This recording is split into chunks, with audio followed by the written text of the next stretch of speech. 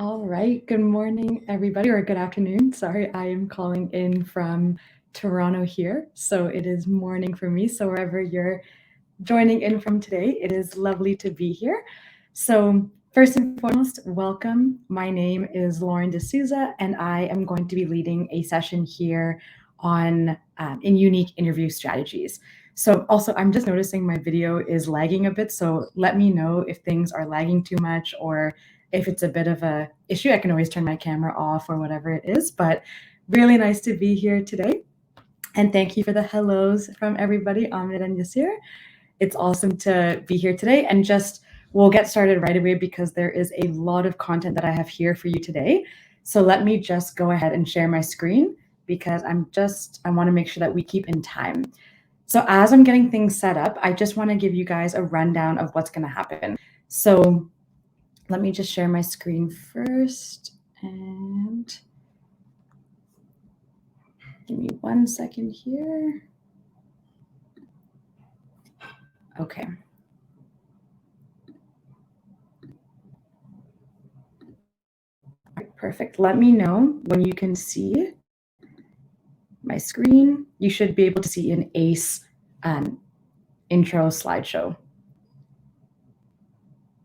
All right. Thank you for the thumbs up. I appreciate it. Okay. So let's get started then.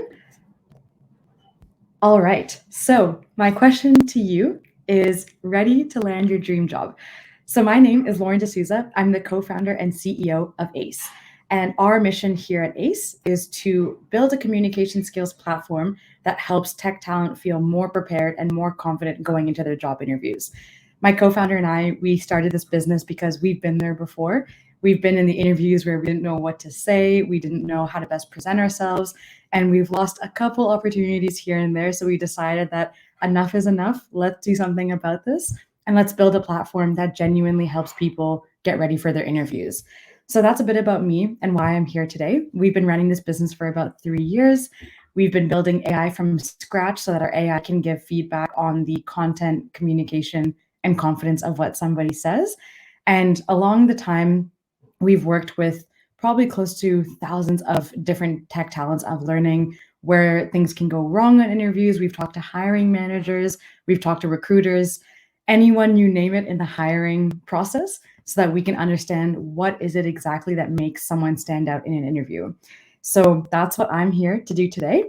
And basically, just to kind of give you a rundown of what's going to happen today. In this session, you're going to take away quite a few things. So first and foremost, just get ready to learn. I hope that you walk away with this from this session with a couple different unique strategies that you can use.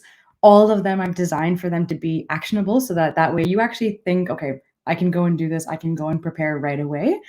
And I hope that you feel more confident coming out of this session as well, because our goal is to make sure that you feel more prepared, more confident, you've got what it takes. And the nice thing is that you already have everything in your toolbox to be really exceptional in your interviews. It's just getting some of these exercises and some of these things to really level up to the next level in your interviews.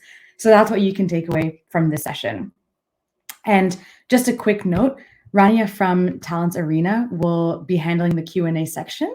But what I'm going to do is I'm going to run through all the content first, and then we'll get to the Q&A because there is a decent amount of content and people always have questions. So just come up with your questions while I'm presenting the content, and feel free to drop that in the chat as we go. No worries. And then we'll be able to cover all of it in the Q&A. Okay. So let me just go to the next slide. One thing that I just want to note here about Q&A is maybe I'll just give you guys some ideas on the questions that people typically tend to ask, because sometimes people get nervous of asking certain types of questions or sometimes may not feel is perfect, but I can tell you that any questions you answer here today, I'm happy to help you. So some questions that people have asked us before are, how do I explain a gap in my resume? What do I do if I have no idea how to answer a question? What if I'm just starting out or I don't have a lot of experience, or how do I calm my nerves? Another one that people ask us often is, what if English is not my first language and I'm in the interview? Should I apologize for this, or what should I say? So please feel free to ask all and any questions that you have. We'll get to them. I just wanted to kind of give you an idea of some of the questions that people tend to ask so that you feel comfortable being able to ask any question that comes to your mind or anything that you need help with. Okay, so let's get into it. If I could suggest anything, maybe bring out a notepad or bring up your notes as we go so that we can you can kind of think of ideas or even write down the exercises as we go. And one thing that we want to think about is how do we really build exceptional soft skills? You can go to coding boot camps for technical skills. You can work with awesome companies like Talents Arena to help you get placed, and you can get help on the technical side. But sometimes it's really hard. Like, how do we know how to build soft skills? It's not just easy to wake up one day and be able to present exceptionally. So one thing that we thought about as talking to job seekers, career coaches, as well as recruiters and hiring managers, is we came to realize that building exceptional soft skills is basically like a workout. And so that's what we're going to do because we need to build this muscle, we need to build this skill. And that's the theme of today's workout is going to be building strong interviewing skills. And so I want you to almost think about this in the sense of a workout where all the exercises we're going to be doing are going to contain reps, they're going to contain exercises, they're going to contain the muscle focus areas that we're going to be targeting here. But it's a nice way to put that into context for yourself because the good thing is you can work out as much as you need to build that muscle. And it really is practice that makes perfect. So if you feel like you're not a strong presenter or you're not strong on interviews, the great thing is you absolutely will be able to become one. So with this workout, we'll hopefully be able to get those muscles built. Okay. All right. So let's do the first exercise of our workout. Basically, today I'm going to run you through 3 main different exercises. So this is number 1. So this is called building your skills inventory. So you might be thinking to yourself, what on earth does that mean? So let's get into it. So the focus area of this exercise is having an answer to any question that you get asked. And you might be thinking, Lauren, do you have some secret magic thing here? Yes, I actually do. And it's this exercise. And so the idea is that we try to teach not anticipating what questions you're going to get asked, but rather how to answer any question you get asked. The equipment that you need for this is all your different different materials that describe your experience. So again, obviously you don't have to do this exercise right now in the moment, but just keep this in mind as you go. So you'll take your job description if you're applying right now. If you're not, don't worry about it. Your resume, list of experience, projects, education, volunteer work, anything and everything that you've done, have a whole list of it, okay? And you're going to complete this exercise every time you have a new project or you do a new work experience or you gain a new skill. So for example, you might also include, if you're in school right now or doing a coding bootcamp, if you do a specialization or a certain project, include these things. These are all really important. So now that we have this idea of what this exercise entails, what you need to think about is imagine yourself as a shop owner, okay? When somebody comes into a shop, hopefully you have all the right inventory. If they ask for the chocolate on the shelf, basically you're just bringing it out from your inventory and delivering it to them. This is the same concept in an interview. You are the shop owner with this whole inventory of your skills, your experiences, your lessons learned, your qualifications. And when the interviewer comes into the shop and asks you about your different skills, you're basically just pulling it off the shelf and delivering it to them. So this exercise is building that inventory so that you always have an answer to any question that you get asked. So enough context, let's actually do the exercise, okay? All right. So the steps to complete this exercise. First and foremost, you're going to take each of your materials. And again, go anywhere and everywhere that you have these things. Your LinkedIn, your GitHub, your Behance, your resume, experiences, projects, etc. Now, what you're going to do is you're going to take a new document or on a paper, however you want to do this. I actually like to keep it handwritten, so whatever's your preference. But the idea is that you're going to list out every single project, experience, volunteer, education that you've done. And beside every experience, you're going to leave 3 spaces beside each. To make it easier and to force yourself to actually go through this entire exercise, I'd recommend doing like a table or something like that where you have 3 literal slots for this, okay? And then beside each experience, you're going to list 1 skill, one story, and one insight from each experience to build this inventory. So let me walk you through an example. I'll give you an example that's relevant to tech talent because, but just as a heads up, my background is non-tech. So I'll give you an example that actually, this is a very real example. While working on ACE, we needed to work on the front end of our platform, but we didn't have the resources to hire somebody. So I actually learned how to code on the front end while my co-founder was dealing with everything else on the AI, the back end, you name it. So let's just say, for example, I was applying for a front end role. Okay. Let's say front end engineer, a junior role, something like that. What I would do if I was building my skills inventory is I'm going to take this experience of learning to code and then go through this exact exercise. So, for example, there's learning to do the front end for my own business. Obviously, a little bit different, but the exercise remains the same. The one skill that I learned out of this is starting first with the big picture and then getting to the code. So I found that I was able to figure it out much easier if I wanted to know exactly what I was building for. Obviously, I knew what I was building for because I'm building my own product. But the idea is that the skill that I learned was going from big picture to actual code. And this was, I guess I would call it like research to code or research to implementation, or I guess like the dummy code and going to the actual code. But that was a skill that I built out of that. One story that I have is a time that I was working with my users, and basically I like to understand from our users what is it that they're really trying to accomplish with our platform. And what I did was I went to my users and I asked them all these different questions. What buttons make sense? What experience makes sense? All these different questions around user experience and doing that research. And from that, I realized I have no clue what I'm trying to build because I'm just assuming all these different things. And so how on earth can I build a platform that somebody's going to want to use if I don't understand how they really want to use it? So I went through this whole process. I interviewed 25 different users. I asked them all these different questions. I watched as they clicked around on the platform. I did all these different things to understand. And I really dug out the business use case. And then last and certainly not least, I did the code. Meanwhile, beforehand, I thought it was code first and then figure it out later. But that one actually didn't help me because I didn't learn that much. So when I went the other way around, it was much easier to figure out the code because I knew exactly what I was trying to accomplish. Last but not least, my one insight here is that if you go from understanding the user first and then building code, it'll be much easier to actually solve the problems because you know exactly what you're trying to accomplish rather than being daunted by a empty page and trying to build code for something that you're trying to figure out. So these are examples of one skill, one story, and one insight that I learned from this experience. Now, you might be thinking to yourself, that's great. What do I do with this? So if somebody were to ask me any questions around problem solving or experience or passion or interest or motivation or whatever it is, if they ask me any of these questions, I'll either pull the skill or the story or the insight from this experience. Now, if I continue to do this for all my experiences, I basically have an answer for everything. And that way I'm able to actually pull it just right from memory because I've actually gone through the exercise of doing this. So you might find it long, but honestly, it's very much going to help you. And actually, you'll find that you'll have different skills and different stories and different insights.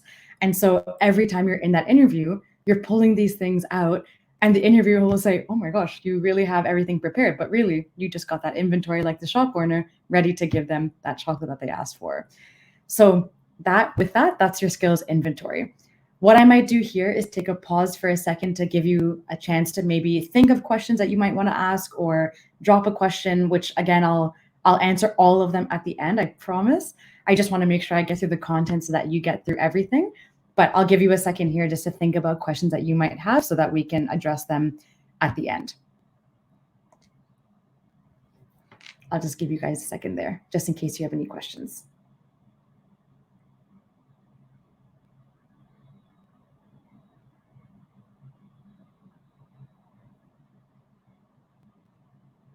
Okay. Perfect. Also, Rima, I see that you have a question. I promise I'll get to you right when we start our Q&A. I just want to make sure we get through all the content, if that sounds good. All right.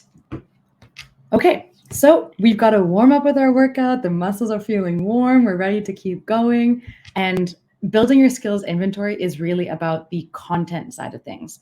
Now we're going to shift things over for the last two exercises onto the delivery of things. So the fact of the matter is, when you're in an interview, people remember probably about 10% of what you say, but the majority of what they're remembering is how you made them feel and the nonverbal communication. So the fact is, through generations, how we pass stories and knowledge is actually through storytelling. And it really is true that we remember more from storytelling versus just straight facts and evidence because it's pulling on emotion, it's relating to somebody, it's understanding more about them. This, and I cannot stress this enough, this is your secret super weapon to standing out in your interviews. A couple different reasons why. Number one, you are the only person that has this story. Nobody else has this story. So already you've got a unique answer. Nobody can tell a story that you've experienced because you're the only one that's been through that story. So that's number one. Number two, if you can include in your story to relate to people, to bring that sense of emotion where people agree with you, they've likely been in that same situation. This really creates that sense of trust and credibility within you because you're explaining who you are, you're being transparent and vulnerable about it, sorry. And you're really explaining rather than just telling them a straight answer. And I'll show you what that means. So with storytelling, if this is anything that you practice the most, storytelling is it. I cannot stress this enough, especially because hiring managers have come to us and said, everybody seems great on paper, but how on earth am I supposed to tell the difference between candidate number 2 and candidate number 49, for example? Storytelling is where that happens. So let's get into it. This one is a bit hefty on the content side, so just get ready. And also, I can also send this deck to you afterwards in case you want to refresh yourself or things like that. But the focus area here is really how to wow your interviewer with every answer. The equipment, unfortunately, is practice, practice, practice. I personally have been practicing storytelling for the past maybe 4 to 5 years, and it's something that I'm continuously working on. So maybe not the greatest answer that you're hoping to hear there, but you will get better as you start to practice that and just continue to refine your story. The frequency, I would say every mock interview that you do, you should be practicing this. Okay? So basically what we're going to do here, and don't worry if you can't really see those words. I realize that the quality might not be incredible there, but what we're going to do is we're going to walk through the key parts to a story and what you're going to think about as you're telling the story. And I'll show you why this is so important. So for example, the question that we're going to be answering is, tell me about a time that you received negative feedback and what did you do about it? So maybe that's a question that you get in your interview, which a lot of people have gotten that question and then been thrown off because they're thinking, why would I talk about negative feedback where people are giving me criticism on my work? I'd rather be talking about something great that I did. But let's just say you get that question, okay? So the typical person will answer, oh, one time my manager didn't agree with the way that I went about speaking with the client and they told me to fix it. So I fixed it and then the client was happy and we were good to go. But usually I'm pretty good at handling negative feedback. That is probably 80% of the answers that you're going to hear as a job or as an interviewer, or you're going to say as a job seeker. And the fact is, sure, that tells the answer, it tells it, but I'm probably banking on the fact that 90% of you in the session right now don't remember anything that I just said about that answer. So as you can probably tell, not very memorable, doesn't really relate to the person. And if you're hearing that answer, you're probably thinking like, oh, okay, they've dealt with it, it's whatever. But you're not really relating to the person. You're not really feeling any sense of like, oh, wow, she really overcame something tough there, or she did a really good job of handling that. So let's take this in a storytelling mode and let's back up, okay? So there's 8 different aspects to a story. I know it sounds like a lot, but it is very much needed, and it's going to help you refine the structure as you keep going through the story. So let's take the same question. And what I'm going to do is I'm going to walk through each part of the story with examples, but then obviously we're going to put it together into a nice refined answer as you keep practicing. So the question is, tell me about a time that you received negative feedback and what was your reaction? So in these parts of a story, the very first thing you need to do is set the context. One thing that people always forget is that that person has not lived that story. You have to give them the context to understand what was happening at the time of the story so that they can put themselves in your shoes and truly picture it. So introduction, you're setting the foundation, you're setting the scene. Think of the first scene of a movie. You see the greenery, you see the intro scene being placed where someone's walking through a school or something like that. So that's the introduction. How I might start this is saying, okay, that's a great question. One time I was walking through, or sorry, I was working at a sales role at a software company in Ontario, Canada. And I also, you can say location or not, I'm just saying that right now for your guys' context since I'm calling in from Toronto. But basically I would give them the context of saying that this is the role that I was doing, here's where I was working, and maybe add a little bit more there too. It was my very first sales role. So every aspect of what I was doing, I was a bit nervous about because I was trying to figure out how to be a really great salesperson and be able to figure out full sales cycles. There's my introduction. You understand that Lauren is in this position. She's a new salesperson. She's fresh to it. She's working at a software company in Ontario. Okay. So now we talk about the problem statement. The question to yourself here is what happened? Okay. And because the question that's being asked was, tell me about a time that you received negative feedback and what did you do about it? The problem here is what happened that I received negative feedback. So what I might answer here is something like, so when I was working at the sales or the software company, I was selling loyalty software to e-commerce companies. And when I was new to the whole situation, I didn't know perfectly how to go about doing the negotiation process because I was very nervous and I didn't know what the best questions were to ask. So on a call with a pretty large client, I stuffed it all up. And basically, I asked very cutthroat questions. It wasn't really flowing properly, and I didn't build a good relationship with the customer. So after the call, my manager sat me down and gave me some negative feedback about how the call went. There we go. We got the problem. So we know Lauren's the salesperson, new to sales, working at a software company. She's facing this problem where her sales call went terribly bad, which, by the way, this is a true story. And she got some negative feedback based on this call that she had. So we've got the nice foundation, we've got good context. Now we're building up suspense as to what happened. Okay. So here's where we hit obstacles and strategies. So obstacles and strategies, how you're describing this is huge for relating to somebody. So what I would genuinely say in an answer is, so obviously when I received the negative feedback, I didn't feel great because you want to be excelling and you want to be doing great. But I thought to myself, how can I handle this? I probably have a couple different options at hand here. Number one, I don't have to listen to the negative feedback. I could just hear it, walk away, and continue doing what I need to do. The other option is understanding that I am new to sales and there is a lot to learn. So if I take this feedback and I continue practicing with my manager, listening in on the calls, I will likely progress much faster. And if I can just swallow my ego and be able to just take it head on, I'll probably learn much faster and accomplish that learning curve, even though it is the more nerve-wracking option. These are probably the two options that I found in front of me. And I was genuinely debating it in my head because, first of all, I didn't like hearing that negative feedback, but I knew I had to do something about it. Okay, those are obstacles and there's strategies. You understand how I'm feeling, you understand what options are in front of me, and I'm also being very genuine about it. No one is going to come to you and say, I love hearing negative feedback. Genuinely, people don't really like to hear that, but it's all about what they do with it.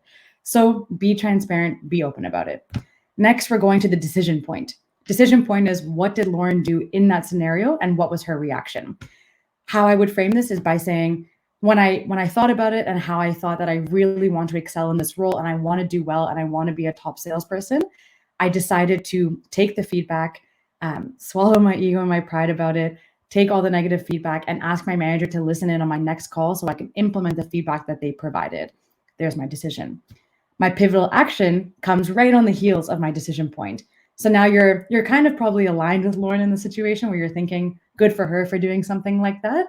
But the idea is that my pivotal action was, since receiving that negative feedback, yes, it stung a little bit when I had to hear it and I had to take it. And I had a tough day that day. However, on the next couple of calls, I found myself improving a little bit more. So my action was take that feedback, have questions of follow-ups after each and every call, have my manager listen and record every single call so I know exactly what's going well and what's not going well, and be very focused about how I can actionably improve on a sales call. Now you're kind of reaching that peak because you know what happened to Lauren, you know the feedback that she got, you know what she did about it and how she moved forward. So what was the outcome? Now we're reaching almost the end of movie when things are all tying together really, really nice, and you're bringing together those learnings and those reflections. Here's where you put your results and your impact. So not every answer is going to have metrics or numbers attached, but if you can, I would. But in this case specifically, my results and my impact that I would talk about here is saying, as a result of taking this feedback and implementing it into every single call, I found that I had a conversion rate increase of 25% on my calls, and I hit my goal of being top salesperson by the end of 3 months. So obviously it was worth taking the negative feedback and being able to do something about it. And basically you can see that the results speak for themselves.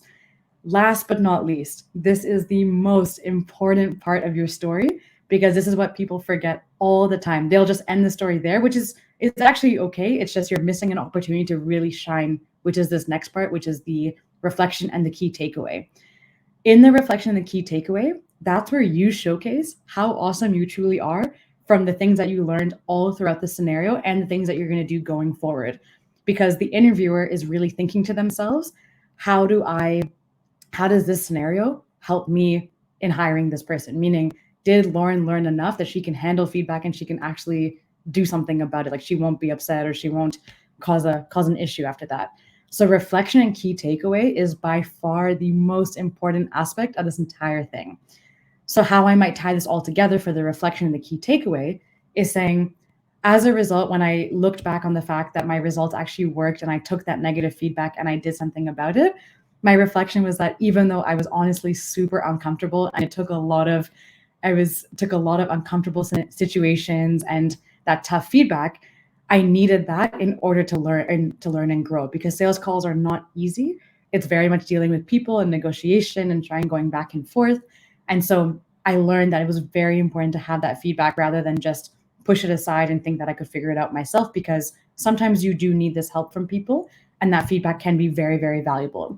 So my key takeaway here is accept all feedback, take a moment to digest it, think about how I'm going to go about using that feedback in the future, and always having an action plan going forward so that I'm always making a progressive step in the right direction. And there you have your story. So obviously mine was very broken as we went through the 8 different parts, but these are the questions you want to ask yourself as you're telling a story. So what you might do today, even with friends and family and colleagues and things like that, is as you're answering somebody on something, like even go to your friends and family today and say, ask me, how was your day? And then you might think to yourself, how do I put this into a story format? So you might ask yourself the introduction all the way to the problem. What was the obstacles or the strategies that I decided on? What was my decision? What action did I take? And after this entire peak of the story, what was the outcome and what did I learn? And that way, you are always guaranteed going to have a phenomenal answer that gives the interviewer A, an understanding of your qualifications and your skills, B, an understanding of your thinking and your creativity, and C, a unique understanding and relation to you because they've likely been in that situation before and they get it. So if you can relate to that person, they are going to feel pretty good as well. And with that and all that hefty content, that is storytelling. So I understand that was a lot. So I apologize if that was too much for right now, but maybe you can watch the recording and come back to it. But basically, that is the storytelling aspect that we're covering there. Okay. Last but not least, I'm just going to take a quick check on the Q&A. Awesome. Great questions that I see here. Awesome. Okay, I'm going to get through the very last exercise and then I'll get to your questions, and I promise all of them will be answered. And time check, we have about 30 minutes left, so we are good to go. Okay, awesome. All right, so, sorry. Okay, perfect. Can you just give me a quick thumbs up if you can see the slide exercise number 3? I'm just not seeing. Oh, awesome. Thanks, everybody. Okay, last but not least, so we covered the content aspect, so having an answer to any question that you get asked. We covered storytelling, delivering in a really, really incredible way that you relate to your interview and you wow them every time. Now, last but not least, this is the easiest exercise to put into practice literally right away. This is content delivery, and the pitch and the fluctuation and the emphasis and the wow of how you deliver answers. This is quite literally a make or break, and I absolutely I would guarantee that 100%. Because fun fact, when we talk to hiring managers and we ask them what are some things that help candidates stand out, think of yourself if you were interviewing 50 people in one day and they all spoke monotone and they just said, yep, I am applying to this job, I would like the salary, I think it's a good role, I think I'm going to do great. You are probably going to fall asleep about 2 seconds into that.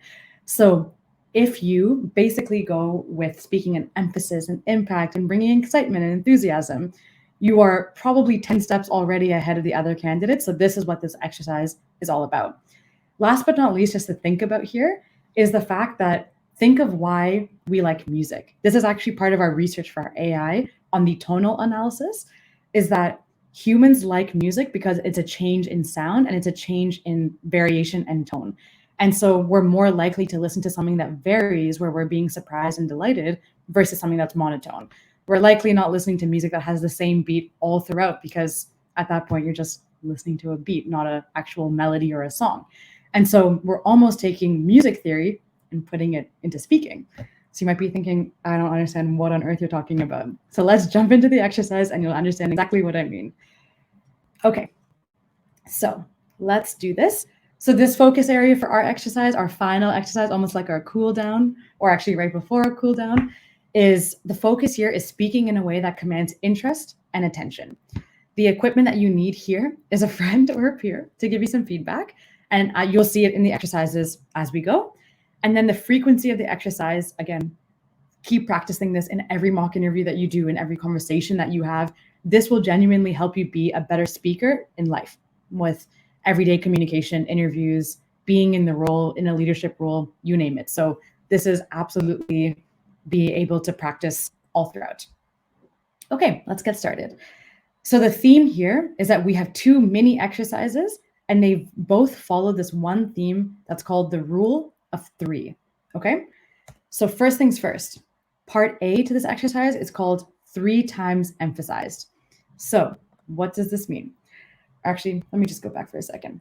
So 3 times emphasized, this is actually just a way to understand that when we say sentences, if you emphasize different parts of the sentence, it will have a different meaning. Okay, so what I'm going to do is I'm going to take the same sentence and I'm going to emphasize different parts of the same sentence, and you'll see that there's a different meaning that comes out of it.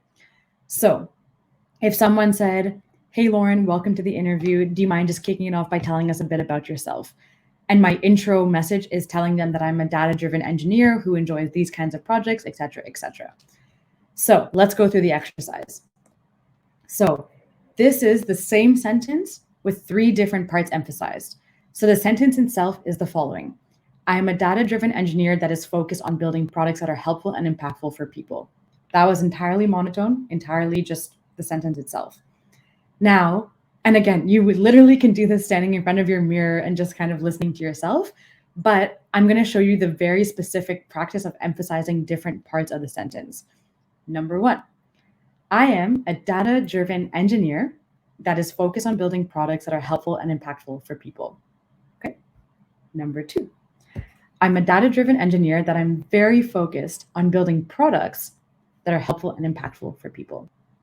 Number 3, I am a data-driven engineer that is focused on building products that are helpful and impactful for people.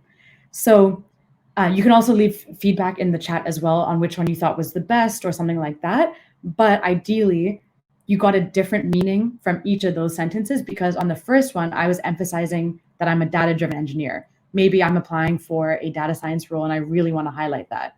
Or maybe I'm applying to a social impact company and I really want them to know that all my projects are around being helpful and impactful for people. So what you want to do with this is take a sentence and emphasize different parts.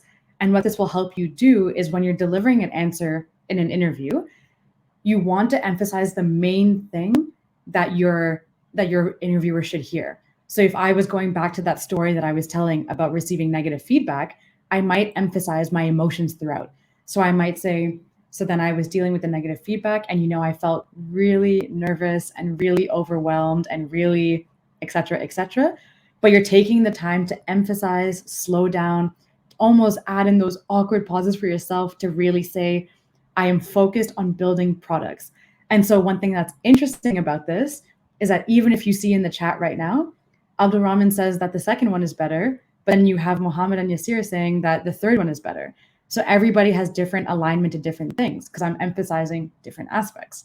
And so that's really what you want to focus on, is that when you're practicing this, whatever answer you're giving, think to yourself, what is the meaning that I'm trying to put across? And let me emphasize that part.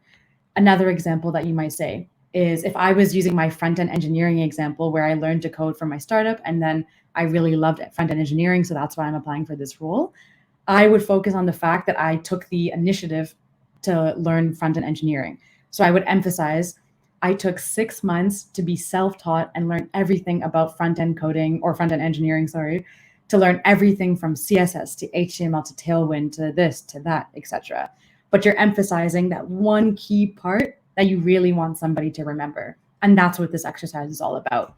So after our session or after your event today, go home or go to a friend or go to a family and then take a sentence and emphasize 3 different parts and just see how that comes across.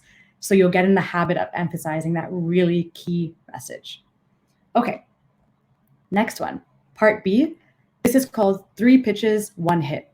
And I'm going to get your participation once again on this because this one is now speaking with a different kind of impact. And again, this is almost following the same idea that different people relate to different answers. And so what this does is basically with this exercise, you'll be able to craft really strong answers. And I'll show you what I mean. So for example, the hardest question that we all get is, tell me about yourself. And yes, sir, the ChatGPT can definitely help there for sure. But in terms of being able to emphasize, that is all you. So a little bit of both, I would say. Okay, and so for example, the question that we always get is, tell me about yourself. So this kind of question, it's really hard because how do you know what to say? How do you know the best thing to present about yourself, etc.? And so what you might do is, this is a really great exercise to do 3 completely different answers, get feedback and see what resonates with people, and then put it all together into one final boss answer, basically. Okay, so let's take the same example of tell me about yourself. If my slide moves. There we go. Okay, so what I'm going to do is I'm going to read you guys all the different options. And just obviously keep in mind my answers would typically be longer than this, but I'm just doing this for example purposes. So I'm going to read you each option, and then you tell me which one is the best answer, in your opinion, to tell me about yourself and what would make you want to learn more about me as a job seeker or a job candidate. Okay, so option number 1. Hi, my name is Lauren, and I completed my business degree with a minor in entrepreneurship. I'm really looking forward to gaining new skills with this role. Option number 2. Hi, my name is Lauren. I'm an impact-driven entrepreneur with a background in sales and partnerships, where I focus my efforts towards building products that genuinely help people. Option number 3. I'm Lauren, and I have 4 years of experience as an entrepreneur and a salesperson. This has given me the insight on how to sell in many different industries and many different products, a skill that I think would be very valuable to your company. So now that you've heard the 3 different options, if none of them help, obviously don't worry about it, but tell me which one you think is the closest to being the best answer. If you want to add why, that's cool too, but if not, don't worry about it. And then we'll do a bit of a debrief on that. So the majority at the moment is number 3. And if until anybody goes with the second one, oh, Mustafa thinks third too. Nice. Usually we get skew on the third. Oh, Hazem thinks 3 too. Excellent. Okay, so as more answers are rolling in, if anybody thought that, oh, nice, we have somebody for option 2. Okay, cool. And so obviously this is just an example. I would have much more thought out answers, and I would have much more content related in the answer itself. But the idea here is that, for example, Norhan and Mohammed think that option 2 was better. Everybody else thought 3 was better. And Abdul Rahman mentioned that it was more comprehensive. So what I'm going to do is I'm going to take all the feedback about what was good for option 1, 2, and 3. So maybe Norhan or Mohammed, if you have a reason as to why you chose option two, let me know. If not, don't worry. But they might say that they like the fact that I was mentioned that I'm an impact driven entrepreneur. So that was an easy way to remember me as an entrepreneur, for example, or the comprehensive aspect of number three.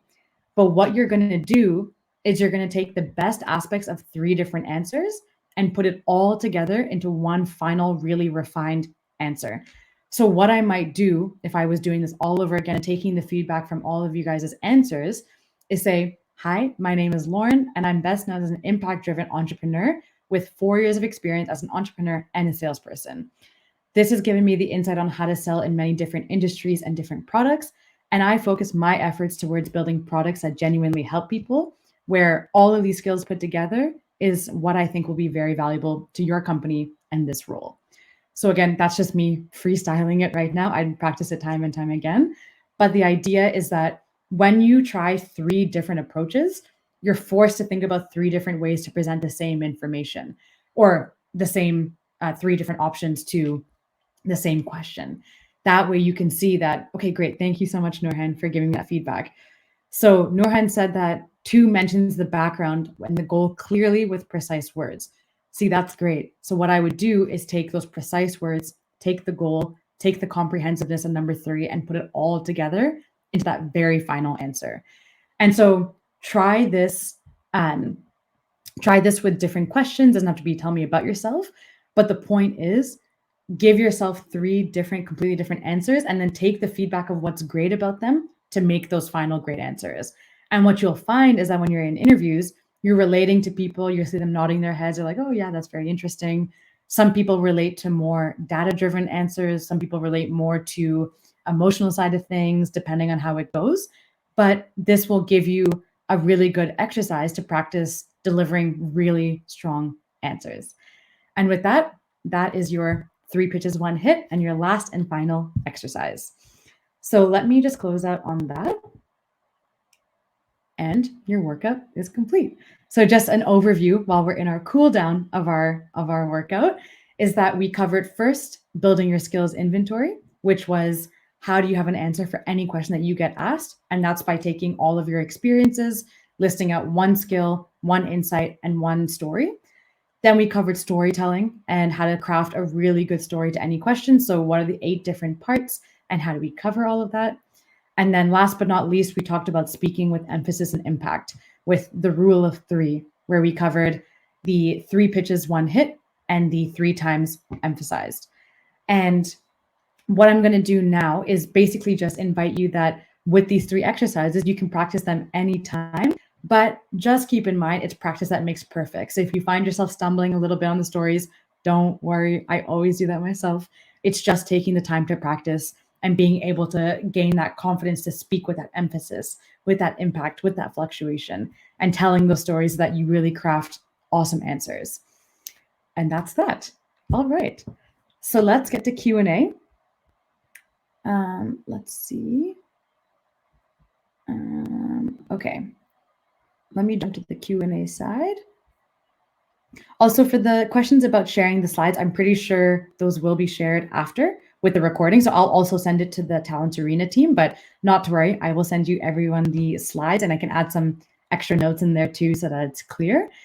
So I hope you that answers a couple of the questions. And thank you very much, Abdul Rahman. I appreciate your kind words. Okay, so let's go to the first question. So Rima asks, how do you convince the job or the hiring manager that you're suitable for the job and you have the soft skills if you're trying to transform from an academic to a different career? Great, great question. This can be tough sometimes because you're probably thinking to yourself, Rima, like, how do I go from the academic side and how do I transform to saying this translate to being a software engineer or something in tech talent, for example? So one thing, actually building the skills inventory might be a really nice exercise for you, because what you might do is take the skills that you learned from your academic career, which is probably things along the lines of problem solving, strong research skills, analytical skills, working with different types of teams, leadership, etc., and translating that to your new position. All it is basically listing out the skills and the qualities that you have, like collaboration, communication, teamwork, initiative, whatever, and then bringing those examples and saying, because I have experience in that, even in a different discipline, I have built those muscles and I have built those skills to use that for this new role.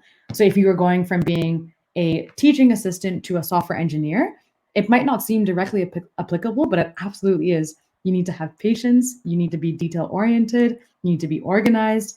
It's just in a different context. So all you need to do is go through that skills inventory example that I shared and just write out, how is this skill that I've gained or this story, how can I craft that for that answer? For example, going on the problem solving aspect. As a teaching assistant, dealing with problem solving, which is probably dealing with maybe incomplete work, or how do you deal with students that need a little bit more help than others, etc. And you hone that problem solving skill by learning how to tackle a problem, break it down, figure it out, and come up with a solution. So you came up with a framework. And you would use that same framework when being a software engineer, because you are dealing with bugs day in, day out. So you just tackle it the same way, but honing that problem solving skill by having a right structure for it. So you're basically just taking all the skills that you already have and just transforming them slightly to a new context. And that's all it is. Okay, next question.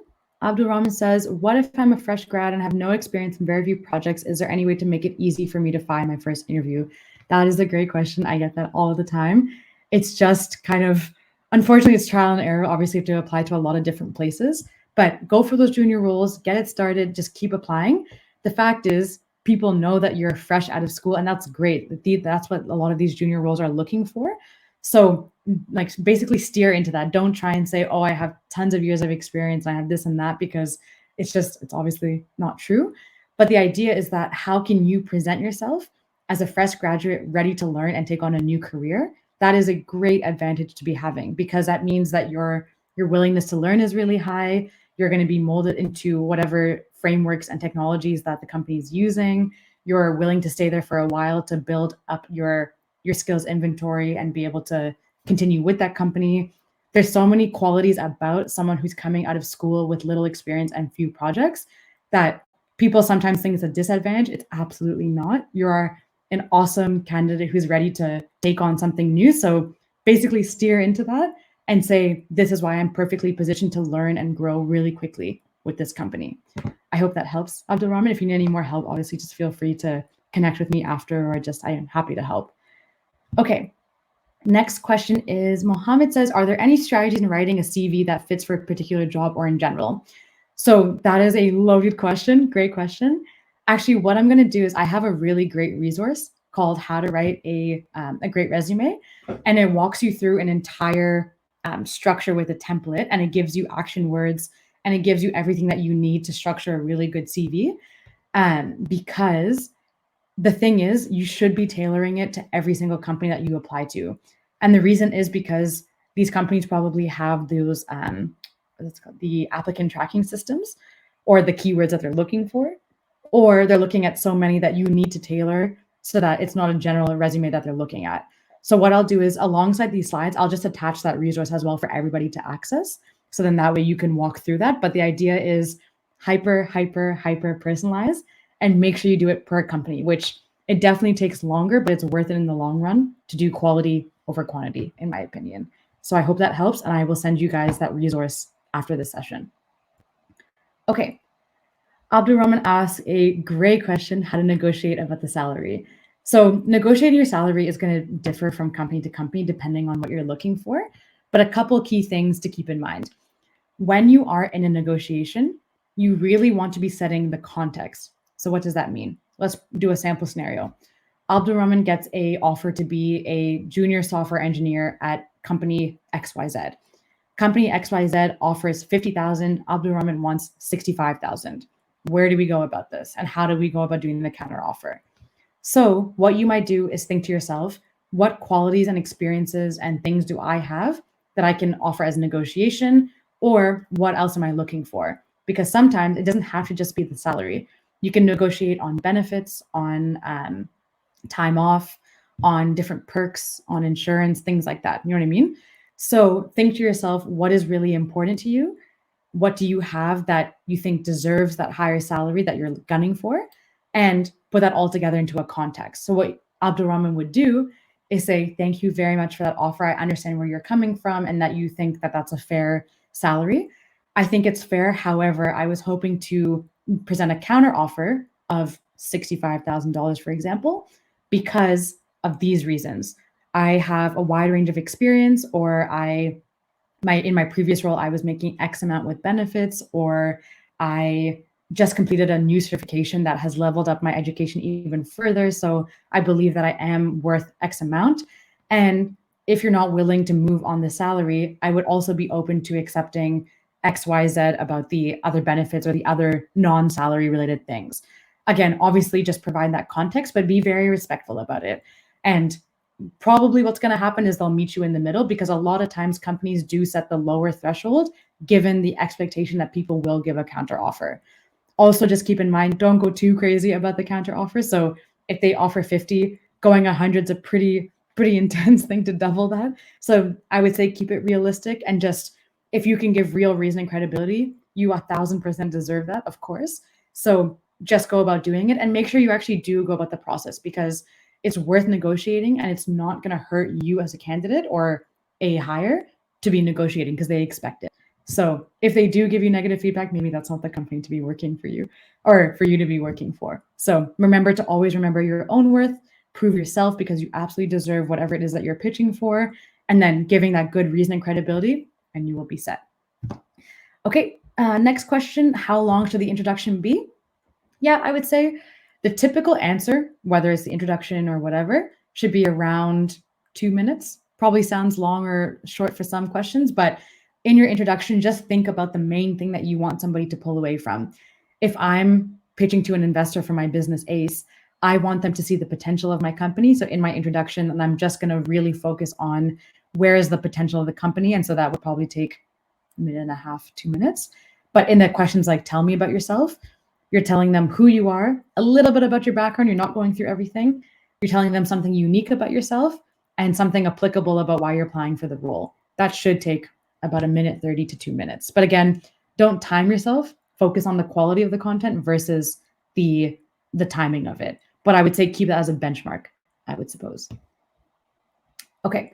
Another question is, Mohammed says, if there was a gap in your career, how do you talk about it?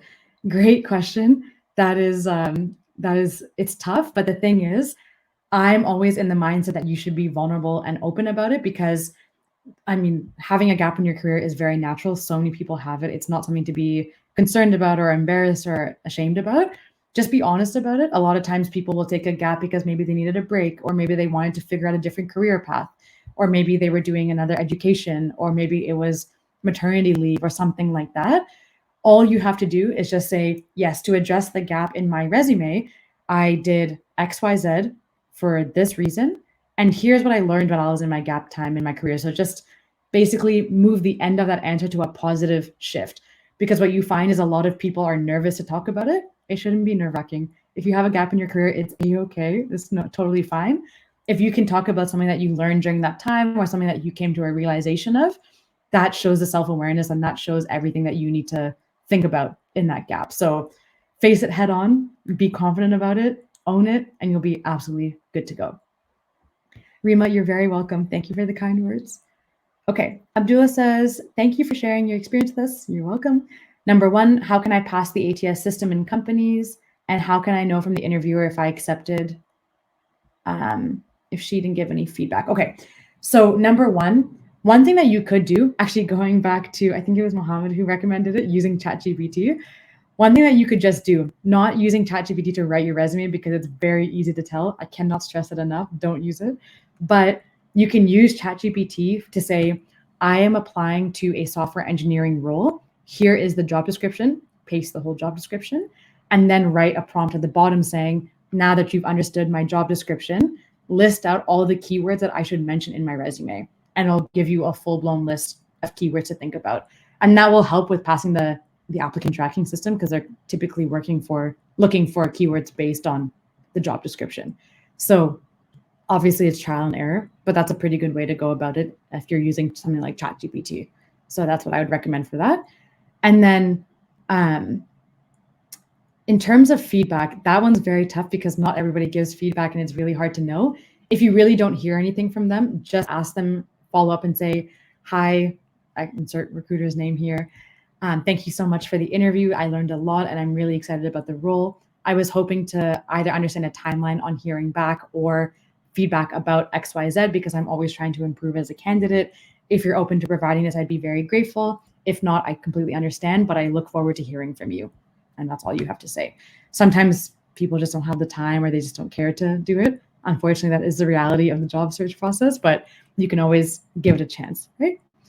Okay, Nurhan says, what if I have experience by time, but not working on many projects during my work? So my experience is a number. Aha, great question. So how to fill this gap when I'm asked in other interviews about things I've worked on. Okay, so having experience by time versus volume of projects, that is a great advantage in my opinion, because that means that you've worked on something for a really long time from start to finish. There's a lot of learnings in that. So just talk about that. So what you might say is at the beginning, I was new to doing X, Y, Z. So for example, I was new to learning CSS, HTML, all these different frameworks and libraries that I had to pick up really quickly. As I've been building my repertoire over the 9 years that I worked on this project, I learned this, I learned that, I accomplished this, I accomplished that, and I really leveled up on all these different skills. So you're basically talking about your experience in a chronological format versus the number of projects. So by no means is that a disadvantage. It's actually a huge advantage, in my opinion, Nurhan, and shows that you can go the distance on a project versus just working on something for 2 months, let's say. So use that to your advantage because it absolutely is an advantage. Okay, Louise says, I'm a fresh grad of electrical and electronics engineering. That's really cool. But I want to do a shift career to software. Is it possible for the companies later to accept me for a just role not related to what I've studied? Absolutely. All you need to do there is describe the context as to why you want to switch. So based on the skills and things that you learned in your electrical and electronics engineering degree, take the skills that are transferable to your software. So the creativity, the problem solving, the quick thinking, the innovative thinking, all these different aspects, and just transfer the context. So when you're in those interviews, just talk about the fact that, yes, my background is in this, but then I actually was much more interested in software because of doing this project or this industry or this trend or whatever it might be. And that's why I'm applying, but I have a lot of great skills from this degree to apply to this field. And you should be absolutely okay with that. Also, it's sometimes even better when people have different backgrounds because it doesn't mean that you have to have a background in software engineering to be a great software engineer. So it's almost more interesting because you have a different perspective to bring to the table. So just keep that in mind. Okay, I'm going to also try and get through these as fast as I can because we have a couple minutes. Lovna says, I'm facing a challenge to embed my ideas, which I studied in my master's degree to the company I work for. And I'm still considered a junior in this. Yeah, okay. So Lovna, to answer your question about having junior experience, even though you have your master's degree, honestly, I would just take the time to work on some projects yourself, meaning like build up your own portfolio of projects because it is a little bit hard. And obviously you want to be able to present different things that you've worked on. So my best advice here is work on some projects in the role that you're talking about and then build your way up because obviously you have that great specialization and the master's degree, but building up the projects in this new field will just help build your portfolio and build your repertoire. So if you can just provide more examples or more things that you can share with the company, that'll be able to showcase that. Because also the specialization that you did, you can pull skills and things like that from there into your projects. So even just building things personally is a great way to go about that. But data science field. Okay, so Zakaria says, is there any difference between preparing for an offline interview and an online interview? Honestly, no, I would say that it's exactly the same thing. I haven't seen anything really different. I notice people fidget a lot more on Zoom interviews because you would just see the box. So the only difference I would say for yourself is make sure that when you're on a virtual interview to sit upright, be confident, have a good posture, because this will help you present better if you're sitting in a perfect position and you're feeling confident going into it. But otherwise, honestly, nothing different that I would say. Tariq says, do you have any recorded sessions about the same topic? I can do a search for you. I'm not sure. I will do a search for you and see if anything. And then I'll follow up if I have anything recorded. I think I do, actually. So let me get back to you on that one. And then Nurhan, last but not least, I promise, Reem, I will keep it quick. Or Raina, okay, so let's say Nurhan says, what if I'm working on a project in my job, but it's so stable so I don't work on many tasks for a long time? How to explain this to the other interviews? I think, Nurhan, that's the same thing that you were asking before in terms of um, like being focused on that one project that you were working on for a long time. It's not about the number of projects that you have, rather it's really about the quality of the skills that you've learned. So really focus on your answers being about the longevity of these projects and the skills that you gain from that versus thinking I don't really have that much experience, because you have a ton of experience. It's just along that project, what are all the things that you learned, and really drive into that, I would say. And I would say that's probably going to really help you, because that is your secret weapon and that's your advantage, that I would say. Yasser, thank you so much for the kind words. That was really sweet. Last but not least, if I do have time, I'm not sure, Rania, if I have a minute. If you kick me out, no problem. I'm just going to answer quickly for Ezra's question. If I'm working for a company, but the work is no more and I wait some days without working, so I waste a lot of years counting experience, but not gaining experience, which I should have. Okay, let me think that one through. So if I'm working for a company, there's no more work, and I wait some days. Okay, so if you're working for a company, sorry, it's too much talking. Really got to my throat there. If you're working for a company and there's no more work or things like that, I would. That's a tough question, because instead of, I guess, if the work is ending, I would still probably work on personal projects or some other thing, like some other experiences that I could do. Obviously, we're very busy, and that's not always the answer. But if the work stops and you wait some days without it, just try and think of other things that you could do in the meantime, like working on a personal project or doing research on a specific industry, or explaining that. But you can also explain why the work stopped with that company, like what happened in that scenario and what did you do as a result. And you'll be totally fine, because obviously companies understand that. It's more about the action that you took in order to, I guess, combat not having that work, if that helps. Also, thank you, Nurhan and Lovna. I appreciate that. I hope your answers, or my answers, were helpful for you. And I think I finally got through everybody. Let's see. Okay. I think I got through all of it, and only 2 minutes over time. Very good, very good. Okay, awesome. And then last but not least, just first and foremost, thank you all so much for joining the session. It really means a lot that you were engaged, interactive, asking questions. That means a lot to us when presenting things like these different topics. And I know it can be tough. So if you ever wanted to connect on LinkedIn, you can find me, Lauren D'Souza, and you can just find my link and always connect. I consistently post content about different things like storytelling and all the interview prep strategies and things like that. So I hope it's helpful, and I appreciate everybody being here. So enjoy the rest of your day and have a great rest of your JobStack 2023.